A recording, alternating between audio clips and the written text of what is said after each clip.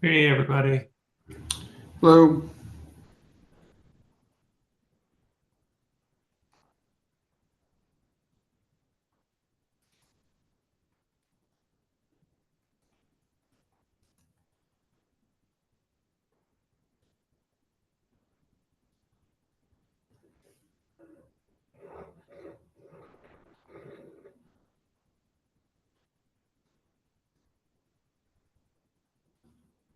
I just got my speakers working, FYI, so if I miss somebody saying something, I apologize.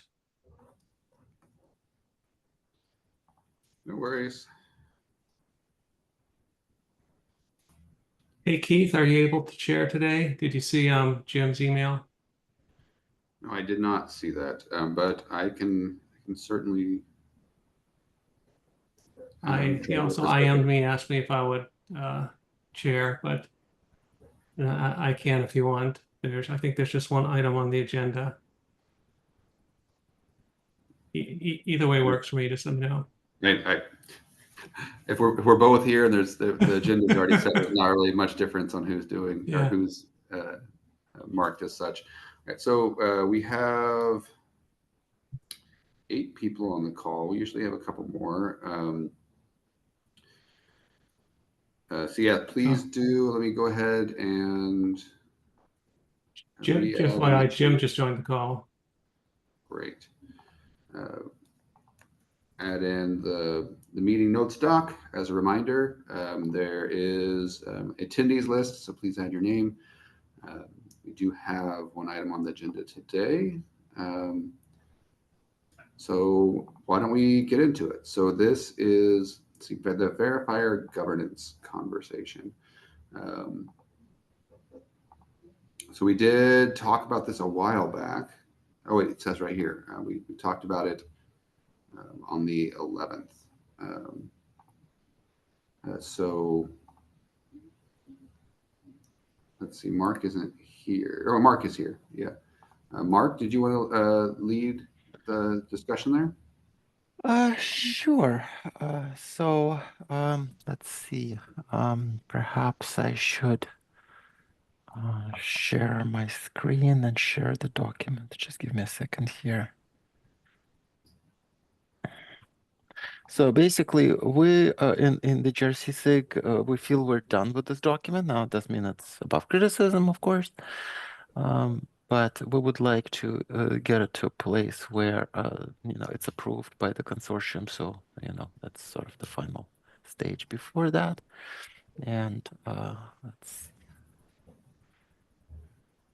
Okay, I'm going to place the link to the chat. Over here in another window, I monitoring Gmail in case you want to request access to this. All right, and let me share my screen. Okay, I guess I didn't know this was the first thing on the agenda, I would have been more prepared. So bear with me for a second.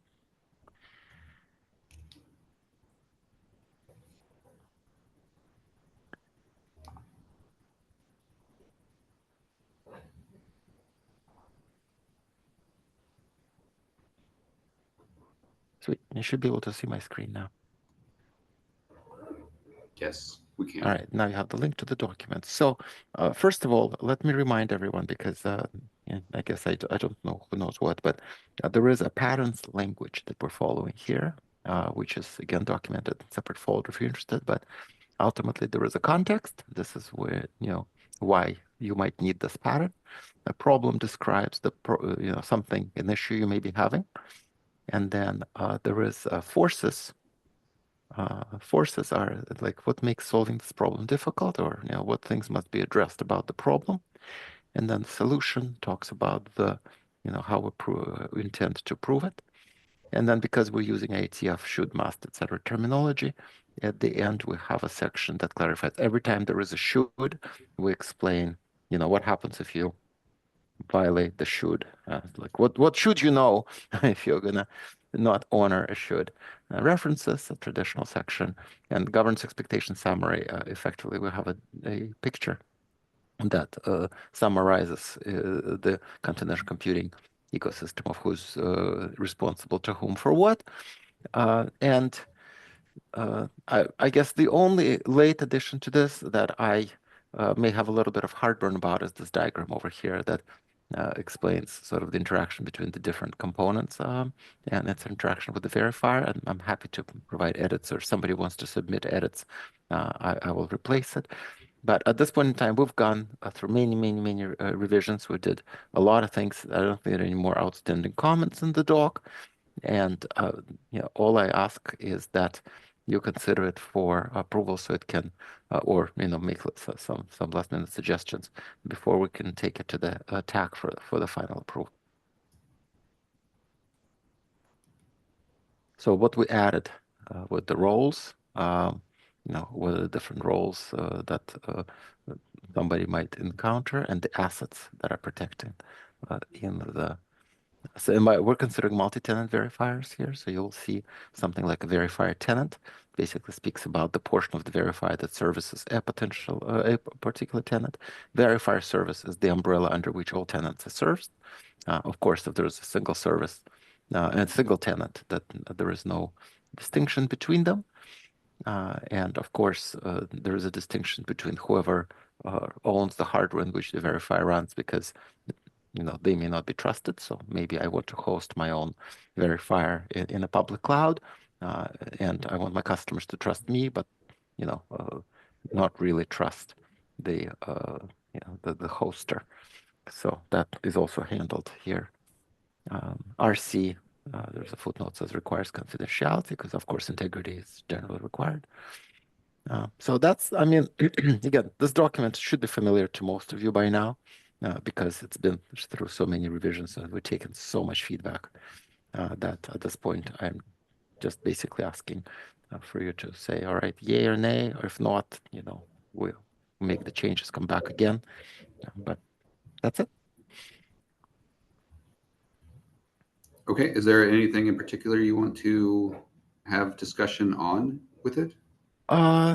Really, no. I'm hoping that people have already had a chance to see it. It's been presented a couple of times. We've collected all your feedback. So, short of perhaps this diagram, I'm pretty confident about the rest of the document.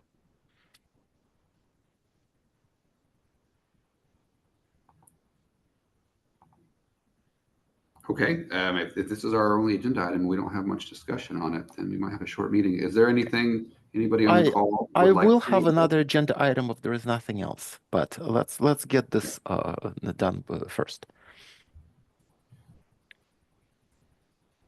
Is there any aspect of this document anybody on the call would like to dig into?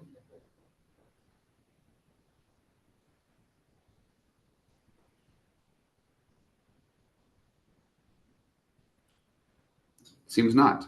So at this point,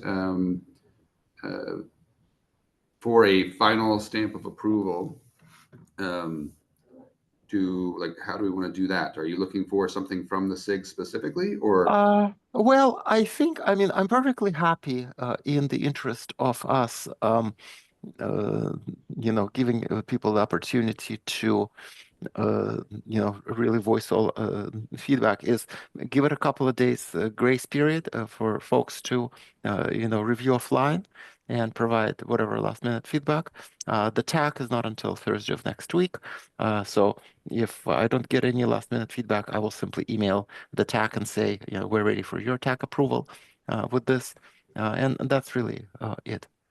Okay, so you're not looking for any kind of specific endorsement from the SIG or from the chairs, just Well, I don't we want need to feedback go that to the this is what TAC and works. have Yeah. the attestation SIG say, no, we're not okay with it. That would be a fail, Right. right? This is I'm looking at this particular one as our joint document. Like we did a bunch of other governance patterns in the governance SIG, like payload governance, upgrade governance. We're now looking at break and inspect. None of them have to do anything with attestation. So those I can take directly to the TAC. This one is our joint product. So that's why I basically had to go through us and then you. Sounds good. So with then permission, the other thing I'd like to surface here, and I will drop a link in the document. So last week we finalized the charter of the trustworthy workload identity SIG, and I also presented the key findings from the charter to at IETF 122. And the next phase is defining the requirements to trustworthy workload identity. So just to remind you, in the charter, we defined 3 core properties, and there can also be said, requirements to what it takes for trustworthy workload identity to exist. So how can the workload have trustworthy workload identity? So one was that the workload is isolated. The second one is that the workload's credentials are bound to the workload instance. And the third one is that workload identity has provenance, such that looking at a credential, we can determine what set of decisions and policies led to that workload credential being issued. And now we are working in the trustworthy workload identity group on defining the precise requirements to the trustworthy workload identity space above and beyond the charter. So I'll open it again. I will drop the link in the chat for anyone who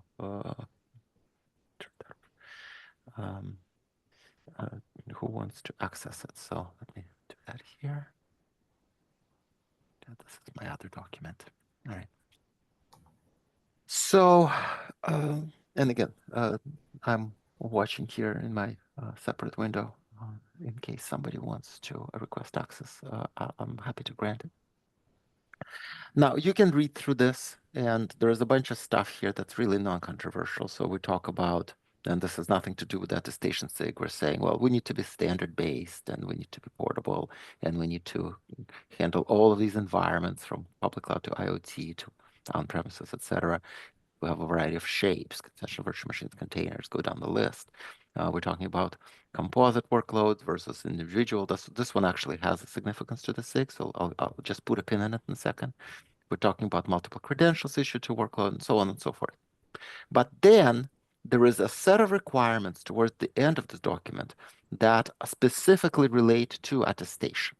And so there are 2 goals to this document. One is that the requirements are stated correctly, and 2 is that the requirements are complete, so nothing is missing. And if either of those 2 requirements are not met, then we can't start the work on the reference architecture just yet, because again, we have an incomplete set of requirements. So what I would like you to do here, perhaps, is do a quick review of these 4 or 5 requirements on this list and provide some feedback into whether they're phrased correctly or if there's something missing from it. This is the kind of discussion I would like to have.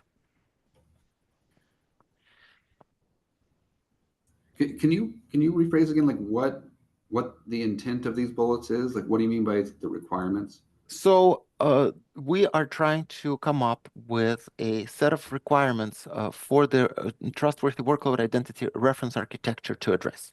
So the reference architecture will be complete when all requirements associated with having workloads have what we call trustworthy workload identity, when all those requirements are met. So in order to, you need to know what problem you're solving before you go and solve it. Some of the requirements are not attestation related, but some are very much attestation related. And for that, I would like feedback on whether you agree with these requirements, whether you have any thoughts on these requirements, if any requirements are missing, specifically in this content. Because ultimately, solving the workload identity problem will involve the attestation SIG. So, for instance, integration of remote attestation with credentials issuance and with identity providers, right? That will need to be solved probably within the SIG, et cetera. So, so this is not just a one-time review. This is like, look at this and say, will this SIG, be supportive of addressing these requirements related to trustworthy workload identity? Okay, so you mentioned, 4 or 5 bullets. So you're calling attention specifically to this, what's on the screen right now? I am. Okay. Well, you're more than welcome. In fact, I would love it if you reviewed the other requirements, but they're not attestation specific, right? They are just the workload identity space. But I grouped these ones, these bullet points on your screen. There are no others that I believe are specifically related to the attestation protocols, processes, standards, integration with other systems, etc.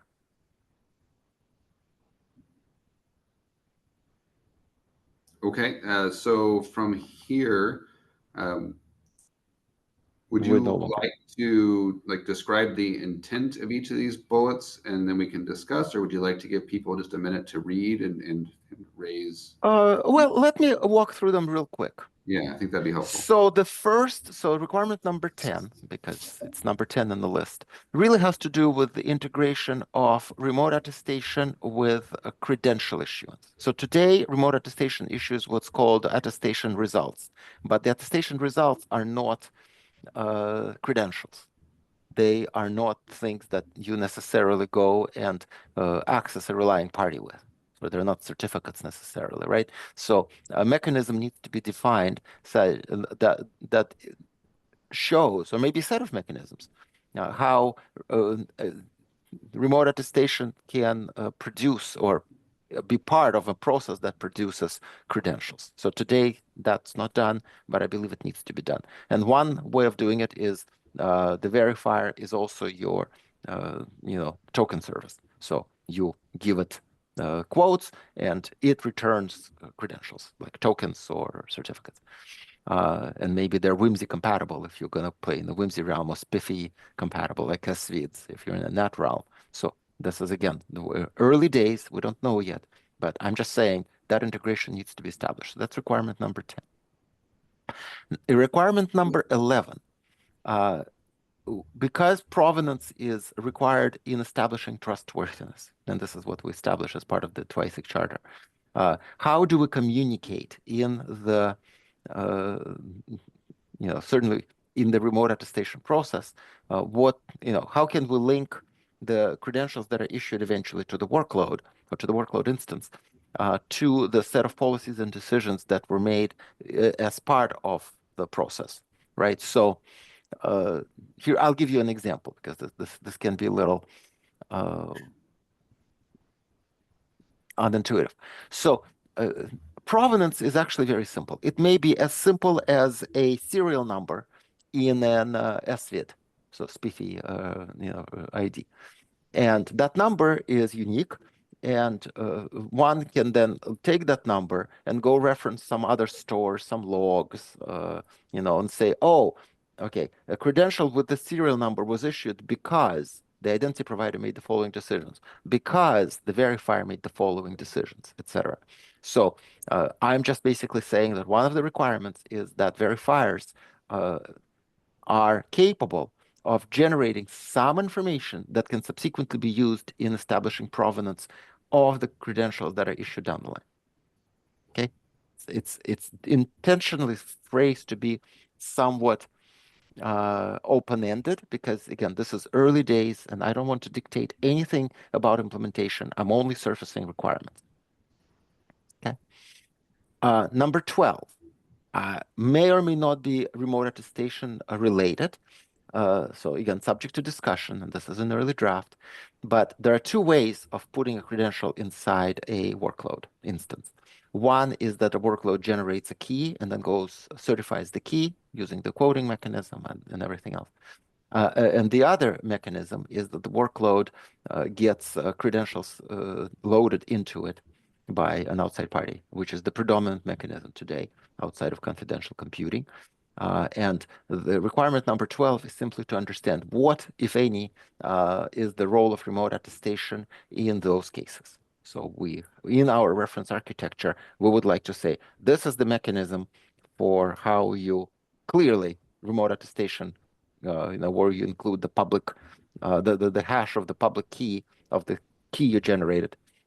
In the quote would be the mechanism for remote attestation certifying, yes, this public key is owned by this workload. about how it's done in terms of how do I securely inject a credential into a workload instance, may not have a remote attestation angle to it at all. So, but I'm just listing it here for completeness. And I'll just speak to 13 and 14 real quick, and then we'll go to discussion.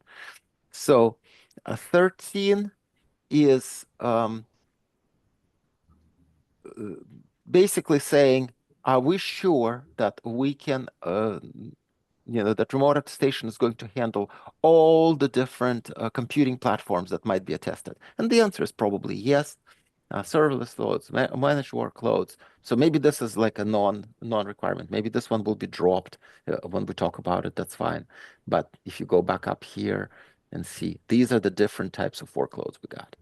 Right, types of workloads. So managed services, on-premises services, cloud services, lambdas, enclaves, containers down the list, right? So that is just simply, we ought to be able to attest all of these things. I intentionally included Nitro here, although they're not true confidential computing, but from the standpoint of a customer like myself, if we trust AWS enough, we'll treat it as if it's a confidential computing platform. So I don't want to necessarily exclude them. Okay. So I lost the thread a little bit here on 13. You were saying that this is something that is potentially going to be removed, or I lost. Well, I guess I'm saying not these requirements are listed here for completeness. If we find that they're superfluous and not needed, we'll remove them. The only thing 13 says is no matter what your workload type is, right? So long as it's attestable, I suppose, you ought to be able to, help remote attestation be part of the workload credential issuance mechanism.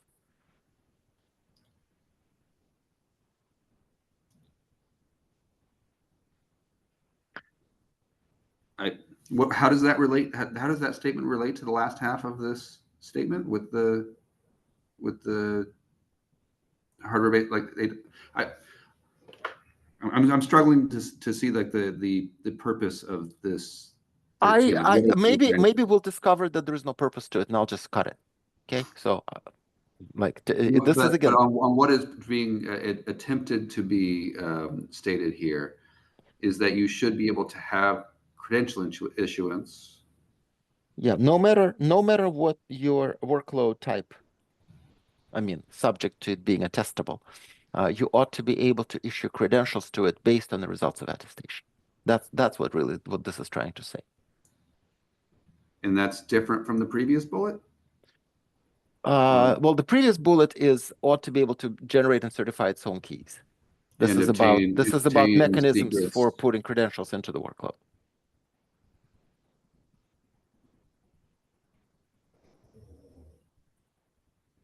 How would you? So if number 12 is obtaining credentials from a secret store, and number 13 is issuing credentials to a workload, how are you seeing those two as different things? Now that I'm thinking about it, we can actually cut it. Like this is not. I'm not saying necessarily that it has to be. I'm just trying to see what you're using to distinguish those two things. Okay, so the 12 is specifically about there are two main ways by which credentials can enter a workload. One is the workload generates its own keys and certifies them. And the other one is the workload attests itself, and based on results of attestation, pre-existing credentials get entered into it. Around keys that the workload did not itself generate. And this basically says we need both mechanisms. Okay, so 12 seems to include both of those. Is that true? Correct. 12 basically says whether you use one or the other, we will need to make sure that they can be done with the help of remote attestation. What is the role of remote attestation in either of those? Okay. And 13 is probably out of order. 13 should be probably earlier. It only says that no matter what your workload, so long as it's attestable, remote attestation will support it. And I think this is kind of tautological. Like now that I think about it, we probably don't even need it. Like, of course, if it's, because of this requirement saying that your workload can be any of these things, right? Okay. But maybe it simply says, how does attestation help with enclaves? How does attestation help with managed services? How does attestation help with like lambdas, etc.? And maybe again, if it's superfluous, we'll cut it. I don't want to have extra requirements either.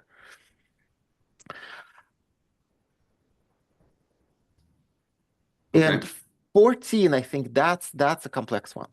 That is where it's not one T that is attested, but the workload contains some number of them. So CPU plus GPU plus NIC, or if your workload is a composite workload, how does attestation deal with that? And again, it's open-ended. It's maybe that each of them does its own attestation, and there is a different service that combines them. I don't know yet, but I know it's going to be a common scenario where it's no longer the world where you started your confidential VM and you attested it, but there is like a GPU that it's using or a smart NIC that it's using, and they do the computations together, and you still need to attest them. Okay, so just to make sure I'm seeing the example given, the CPU, GPU, and smart NIC, you are saying that is considered a single device. That is what this is saying? Right. Okay. And so, like, I don't know how it interplays with tDisp, for instance. Again, so we just need to specify all the mechanisms in our reference architecture. And this appears to be half a sentence. What is the actual requirement that's intended? Because it says remote attestation mechanisms for this must be defined. So just the remote attestation itself needs to be defined is all. Correct. Okay. It feels like you can just add to a requirement for a statement that the above can also be composite workloads, right? Or like composite devices. Yes, yeah, and that's what I'm saying. I'm saying there is probably a duplication of 4, but I basically lumped everything that may have an attestation angle to it into one list of requirements. Right. So, and again, if we don't need anything we don't need, we'll remove them. If I can remove a requirement and not violate my completeness, core expectation, then it will go.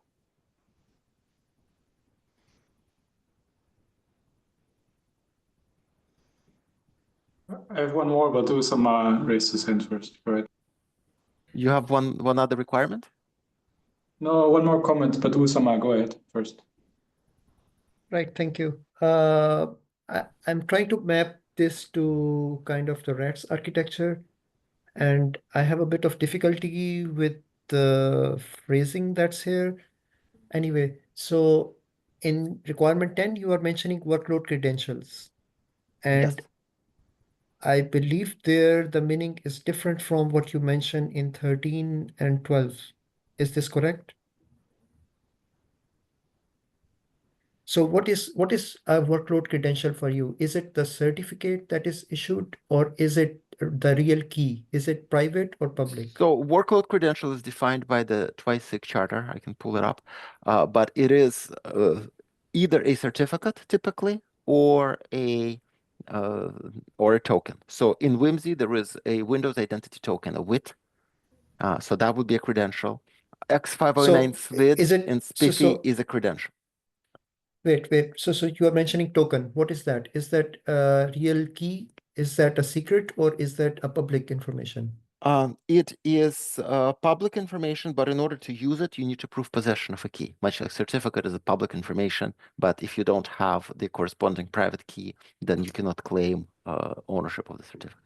So Okay, so the Whimsy identity key is or workload identity key, whatever it's called, WIT, is one of those as well. It requires proof of possession.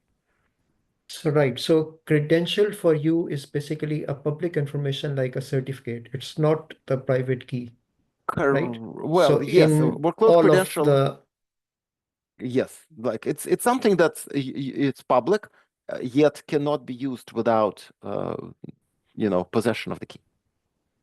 right. So here is my question. So if that workload credential is public to you, Uh, you are mentioning that in 12 or obtain keys credentials from secret key stores. How does the key get into the workload in the first place for which it So is? we need to define that. So this is not a document where these things are defined how they're done. This is what needs to happen. So I'll give you two examples. The workload can generate its own key, and then using the remote attestation mechanism, quote the public portion of the key, and then use that to obtain a certificate or WIT around that matches the key. Or the workload can attest itself, and then based on the results of attestation, go to some key store, and from the key store, go and retrieve the key and the corresponding credential that it could then use. I mean, we have explored both of these options, and both of these options suffer from the same problem that I presented in the last SIG meeting. Um, I'm not convinced that this is a solution to the actual problem, both of the solutions that you are mentioning. But Okay, this is so open for again, discussion to other. Yeah. right. So you should figure out what the solution is. This is not a solutions document. This is a requirements document. This only says that we need a way to do this, and how, what trade-offs we need to make, what we're okay, not okay with. That will have to be discussed after we agree what the requirements are. Right. So in this document, you are only documenting what should be done, and how this is done is out of scope. Correct. Is this correct? Correct. This is a requirements Okay. document. Yes. But in the requirements, I at least need to see some mention of the protocol. I search for the word protocol, it never appears anywhere. So my question is, I think where you do would you put find it? authentication mechanisms. The protocol would go in here. We're just simply, whatever we do needs to be standards based. Like we're not inventing new ways of authenticating to the world. What Right, about so the protocol are you wanting to see in there, Osama? So I'm more of thinking about the attested. So you are mentioning the requirements for attestation, right? And attestation cannot happen on its own. So it needs some transport mechanism in order to provide that. And attested TLS is one way of doing that. I'm not saying to mention attested TLS, but I at least need to see as a requirement that the protocol which is designed in order to do all of this remote attestation mechanism, at least somewhere in 10 to 14, there should be some mention of that the protocol designed is secure from the perspective of the relying party or the verifier. But the protocol Does again that is a how, right? Not a what. This is about what we want to achieve, not how we achieve it. Protocol is how you do it. So I would say are you wanting the threat model to be better described? Is that not what you really. want to So be in the requirements? no, it's nothing to do with the threat model. What I'm saying is only that the protocol, which is protocol should be secure. Uh, I mean, all of the requirements can still be met. I don't see it explicitly mentioned, and I believe this is an orthogonal requirement. And I would disagree with what Fritz was saying. I don't think it's a how part. It's still a requirement that it is secure. It's how will be that, okay, you use attested TLS or you use attested noise as Google has proposed, or you use something else, attested XYZ, whichever protocol you use, that will be the how.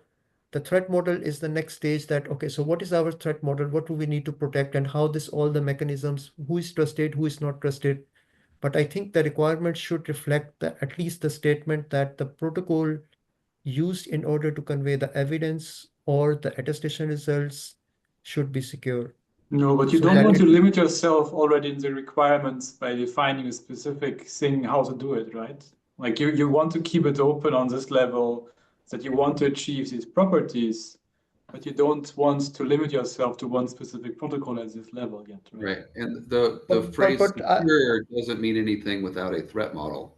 So I think you'd have to open a whole another level of can of worms in order to do this. I think in it being secure against a threat model is in service of some goal. And I think what's trying to be done here is just outlining what that goal is, not not the mechanisms by which to do it. So specifically, we already know there is whimsy and it does certain things, and there is spiffy and it does certain things, and there is like an SVID ID, is SVID and spiffy, and there is a wit in whimsy, and none of that is mentioned here, because except in requirement 1, basically say, look, we need to be compatible with existing standards and mechanisms and be portable and support transport level, application level scenarios, such federation. And again, maybe this is not ideal wording, but it's very careful to not say, the requirement is to be whimsy compatible. It's one of them, certainly, but it's not it's not the goal to, and then again, I say transport level, but not TLS, and I say application level, and I don't say John, right? It's intentional that way. I mean, you could have at a different layer rather than the transport layer. That's again debatable. But coming back to the point that Keith and Fritz were mentioning, I'm not saying to specify a specific protocol like attested TLS. All I'm saying is that there should be mention of the protocol being secure in the requirements of remote attestation and not in requirement number 1. So you said that requirements 10 to 14 are capturing the remote attestation thing, right? So, and I would like to see some mention of the protocol being mentioned as part of the requirements of remote attestation. Otherwise, it doesn't make sense to me that how it could be, it could provide the systems level guarantees and all the goals and everything nice, but if the protocol itself breaks all the security, then I don't think it's useful. So all I'm saying is not to specify any specific protocol, but at least to say that the mechanisms which are used include the secure transport of the claims or the attestation results such that the it doesn't break the guarantees that we want. Okay. So feel free to add a requirement, just keep the suggestion mode on so we know it's your edit, that how you would phrase it, and then we can certainly discuss it, right? Because it sounds like you want to specify as part of the requirements a set of security guarantees that the proposed results would achieve. And, sure, maybe there is room to do that. So why don't you try and word it that way, and then we can, much like I'm proposing this list, I'm not saying it's final.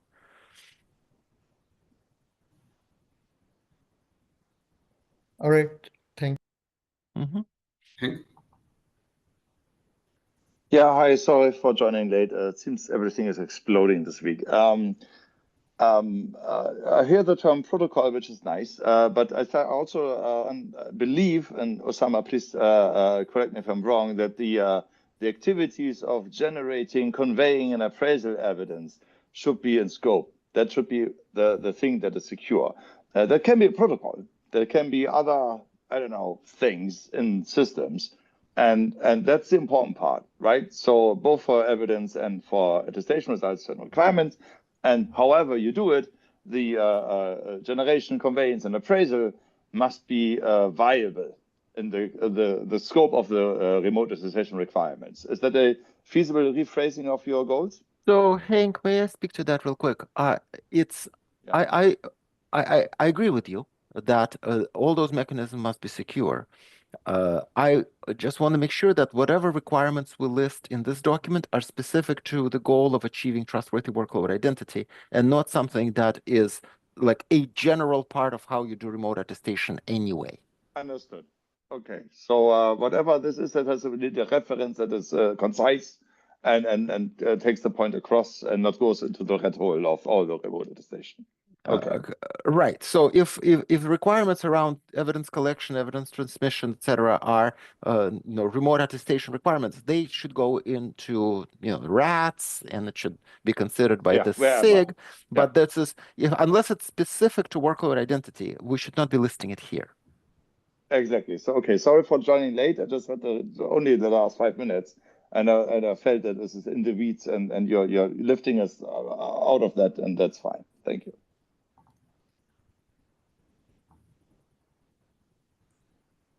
So I have one more than that I promised before handing it to Usama. So on the 14,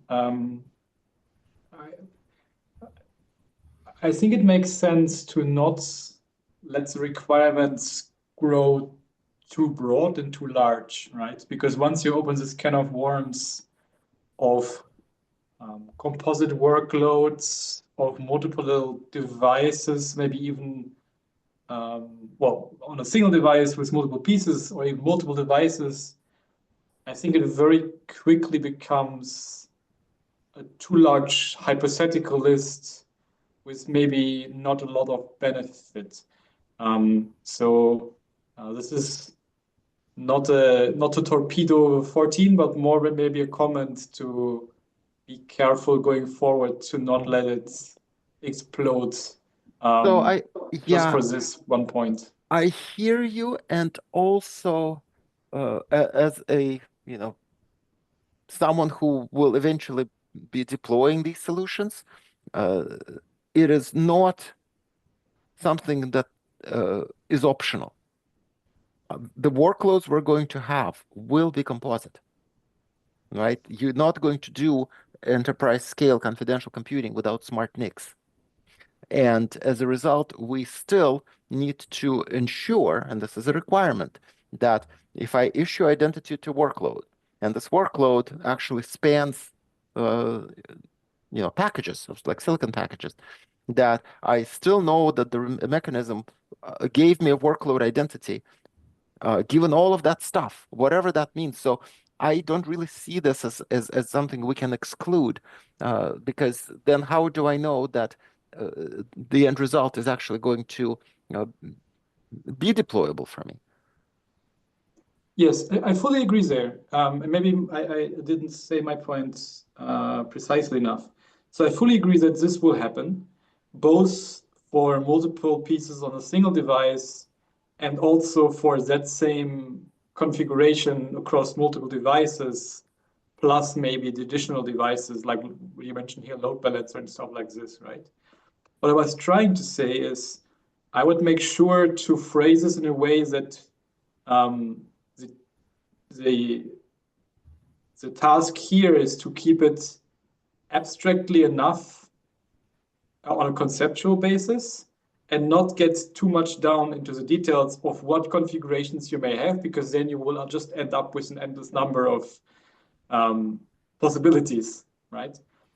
So you need to be careful here to not Well, that's be too captured precise by on what these letters configurations you EG have. here. I'm not saying that all composite devices will have GPUs and smart NICs and CPUs, but for example, right? And I cannot have my requirement 4 that says my workloads might be composite without also explaining how our attestation is going to handle these composite workloads for purposes of credential issuance. So, I'll give you another example. In trustworthy workload identity, we're going to tackle this really nasty problem of reverse proxies. So if I'm talking as a client to my confidential computing workload through a intermediary, like a reverse proxy of some sort, a break and inspect gateway, whatever, then what identities are presented at each hop, and how do I know on the other side of the gateway that I'm talking to the right client? Everyone, including the Whimsy working group, is kicking that can down the road. But we're not going to have a deployment, real-world deployment of any complexity that doesn't include a reverse proxy in a regulated institution. We're going to have break and inspect. So it needs to be part of the requirements, although it's messy. I see what you mean, and I also was maybe more making a note to not let the possibilities explode in your face. That was maybe more of a concern that I have, because we also don't want this to be something we still talk about in 10 years, because we just found there's like too many opportunities, too many possibilities that we can combine things, right? Right. So we need to have a scoping discussion on what is and is not in scope. But this is, again, the requirements document simply says, look, let's not forget about the fact that our workloads are not. I keep saying this thing. Confidential computing has its roots in video game consoles, right? And that's a single user, effectively single workload device. You run a video game on a device. Cloud computing is not like that, but we inherited that, DNA, and now we need to figure out how to deal with it. I And think that depends on how far you go back. I think if people will say that it's more mobile phone. Okay, right, but I think we agree that but you see what I mean. This was It's more like still a fun single uses, like, Yes, single yes, purpose yes. device, and we're no longer in that world. So we will have to tackle the complexity inherent in, what is actually happening. Yeah, I completely agree. I didn't want to torpedo the 14. I was more making certain that we're aligned that we need to scope it once we agree. Right. And then if we can scope it such that we can build a solution out of, whatever simpler thing we decide, but it still lets us, build an aggregate solution that works. That's great. But it is not an option that I cannot attest a device that has multiple, distinct pieces of silicon cooperating. Yeah, it will be part of any solution that it will be deployed. Yeah, I completely agree. Anyway, so again, the inputs I'm soliciting, whether now or you have a chance to think about it and edit this document, please do that.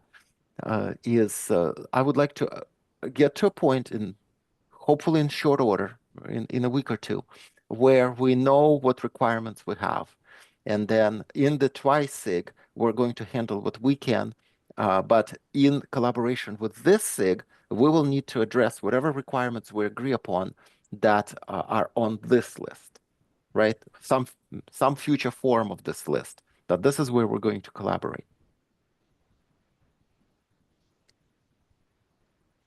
Sounds good. Usama? Yeah, so I would like to clarify a little bit of the point 10 where you mention identity provider. Can you explain a little bit what that is? Yeah, the identity provider is basically mirrors what we do for human identities, right? So you basically go to the identity provider and you say, so Mark is, has this primary identifier and is a member of the following groups and, maybe has the following restrictions, whatever the identity provider does, like Active Directory.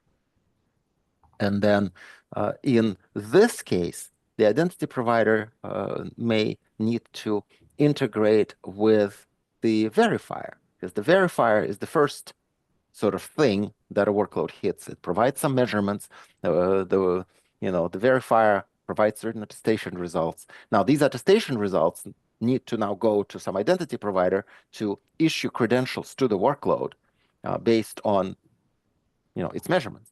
And we will need to define that mechanism. So maybe one mechanism is the verifier and the identity provider are one and the same. A verifier is the plugin into some identity provider or into some CA maybe, right? And maybe not one mechanism, maybe a range of like a set of mechanisms that each individually help you do a thing. But what we haven't done in RATS yet, RATS doesn't talk about how attestation results relate to credentials that an identity provider might issue. And that is what number 10 is about. So what you are saying is basically this identity provider could be a CA, or it could be, what else could it be? Could be a something in Active Directory that issues Kerberos tickets to workloads. I don't know yet. We'll need to identify what those requirements are. Again, this is a very high level requirement. But the idea is I have a workload, I test it, and I would like to credentials for it. And I'm working with, a real world identity system. So I need to plug into that. Okay, and talking about number 13 now, Mhm. I find it quite weird that the Confidential Computing Consortium does not include AWS Nitro in the definition somehow, but still they want to be very open and wide variety solution, including that. I find it really weird. So you should have one position. What exactly does it have and what exactly is not part of that? Yeah. So I would like some clarification on that. Yeah. So If you are broad enough, so why don't I'm you not going to include that? speak on the behalf of the consortium here, so I'm just going to speak on behalf of me as a customer of cloud services. AWS went and did its own thing. And they are not part of the consortium, yet they have this product that they market as confidential computing, as Nitro. And from our perspective at the bank, we don't eliminate risk, we accept risk. Just as a sort of, it's a bank DNA. We're in the risk business. So we decide what risks are acceptable and what not. And for us, AWS is a major vendor. And we're not going to be happy if there is one set of approaches, scenarios, protocols that we use for dealing with GCP and Azure, and another set of approaches that we need to do to deal with AWS. So somehow we will need to figure out how to work with them, and it may involve some work trying to get somebody from Nitro to contribute to this working group. I don't know exactly what it looks like, but in the interest of interoperability, we just can't ignore AWS. Yeah, but you are saying that as part of the requirements, right? Requirements, then it means you are adding everything in the requirements. I don't get your point, basically. Well, the point is there is a wide, as it says here, wide variety of computing platforms and mechanisms, right? There are many. And yeah, but so my point, simply put, is if the CCC by itself does not consider that as confidential computing, why do you put that as a part of the requirements and that get it approved by the tech, or let's say the SIG and itself? That's the part that I'm struggling to understand. Simply put, if it doesn't work with one of three major cloud providers, which is probably more than 30% of the market there, then we have an issue. And, I'm all for, being pure as driven snow, but that's not how the real world works. So again, I'm speaking on my behalf here. I'm not speaking on behalf of the consortium, but I included this here as a sort of a way of saying, look, like it or not, it needs to work with that. And it could be that the mechanisms we define are so compelling that AWS will have absolutely no problem being compatible with it. It could be that. But I think this is a little bit of a two-way street, right? So first, the question that is still maybe not 100% clear to me is what exactly is the kind of desired outcome of this? Is it that all of these companies that are in the CCC align to this requirements list to some degree in sort of like following the same standards, etc.? Yes, right? Yes. The idea is yes, that then certainly CCC members should all be aligned in what Google, NVIDIA, Intel, Microsoft, etc. produce. Yes. But now, then I totally agree to not mention AWS Nitro, right? Because we're not them. Like, why mention them then in this case? If it's about unifying the industry, we can add a note. Then I agree. And so I mean, on a practical standpoint, I fully agree with you, Mark. Right? So this is not at all like a topical comment. So this is really more of like semantics. Do we takes the lead, then I say, let's remove 13. Or do we say, let's bring everyone on the table, but then that's a little bit of a different goal, or maybe, yeah, I don't know. We need to decide on whether to reach out to specific stakeholders that are not at the CCC, and that it's not, like, this feels more like a governing board decision than right. Right. So if I could rephrase real quick, I think maybe one way to look at this is this TWI SIG. It's about trustworthy workload, not about specifically confidential computing. Trustworthy workloads can involve deploying on confidential computing platforms, but a desire of the mechanism for trustworthy computing or trustworthy workloads would be to span and be compatible with things that are not confidential computing. Correct. So I will say, so if you read the TWICIG charter, and yes, you're actually spot on, and this is how it's reflected. In the TWICIG charter, we say our definition of workload is that of whimsy. It's software deployed for a particular purpose, instance of software deployed for a particular purpose. And then we restrict it to saying that workload needs to be subject to remote attestation. We do not say that it must run in a T. We don't say that. In a hardware-based T. Then we say that the workload must be isolated from its peers and from the hosting platform. And what is isolated? Isolated means we are accepting the risk of breach of how it's hosted. Ultimately, that's in the bank speak. That's what it means. And then we say the credential must be bound. So if you sort of look at it, how it's phrased, then we're hoping that the same will work for Nitro. Now, it may be as simple as we go do our own thing that works for Azure and works for Google, and then somebody goes off, like someone like myself, goes and prototypes it with Nitro to see, does it work or not? And if it doesn't, completely out of band, go to Amazon and say, hey, we're developing these set of standards, we're seeking to interoperate. Would you consider, doing this thing if you're not going to be part of the consortium? It could be just that. Right. So I certainly hope that the eventual result would work for AWS just like it works for everybody else, because it's an industry-wide thing that we need to do. It's too bad that they're not part of it. Yeah, but I mean, stating it as part of the requirements is not necessary. That's fine to have It is have from them a on customer's board. perspective, Osama. It may Yes, not be but from then, consortium's perspective, but you're really but trying to sell a solution to a customer. right, but I still struggle to see that from customer's perspective, they would still, if customer is fine to use AWS Nitro, then I would say just add that as part of the confidential computing definition. So I mean, I'm struggling to find this match with the definition of the CCC that they have. And I don't see that as a requirement necessarily to be put in this document. And Keith talked about the general requirements, like for the non-confidential workloads as well.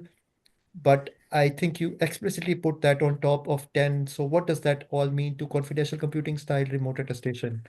So you're not talking about workloads in general.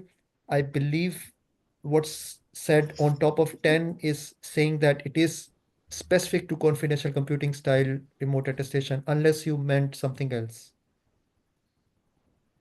Well, Nitro instances can be attested, right? So they're not hardware based, like the consortium likes, but I will say like Anjuna works on Nitro just fine, and the pilot that we might run may very well work on Nitro, and we will say to ourselves, and again, this is bank speak, this is not consortium speak.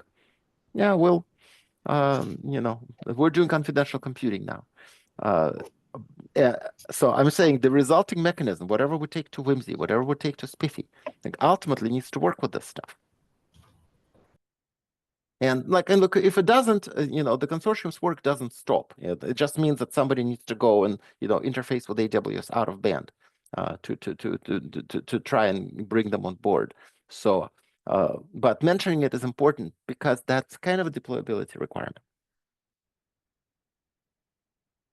Anyway, we're at the top of the hour, so I just want to remind people that I certainly need to drop for my next call. Let's take this more in comments on the doc, and we can discuss it offline. And then I guess for the more procedural things for next time, we'll have to sync up amongst the chairs over email. I need to drop as well. All right. Thank you, everybody. Thank you all. Bye-bye. Have a good day. Thank you. Bye.